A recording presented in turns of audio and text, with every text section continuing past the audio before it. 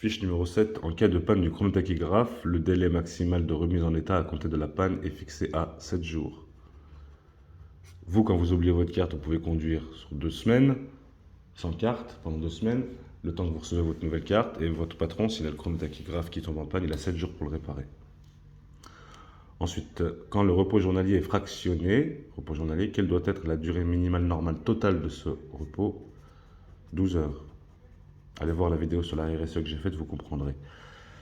L'embrayage est un organe mécanique nécessaire au passage des vitesses sur les seules boîtes mécaniques. Non, même sur les boîtes automatiques, boîtes robotisées, il y a un embrayage.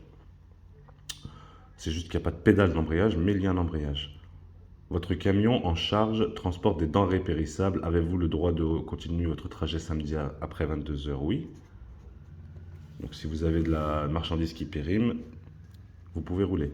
Quelle est la longueur maximale d'un camion isolé à 3 essieux? C'est 12 mètres.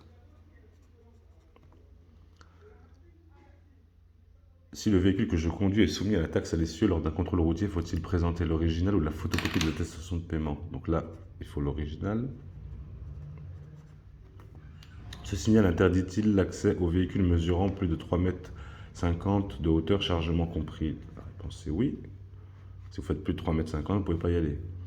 Le conducteur peut-il bâcher ou débâcher son véhicule pendant une pause? Non, parce que si vous vous blessez lorsque vous bâchez ou débâchez, vous serez considéré en pause. Si vous avez un accident, ça va être compliqué.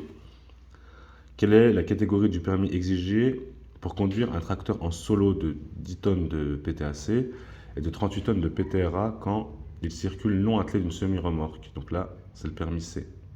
Tracteur en solo, c'est ça.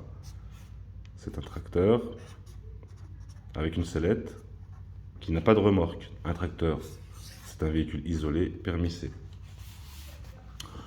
Dans le transport, les accidents avec blessure du chauffeur sont plus nombreux en circulation que hors circulation.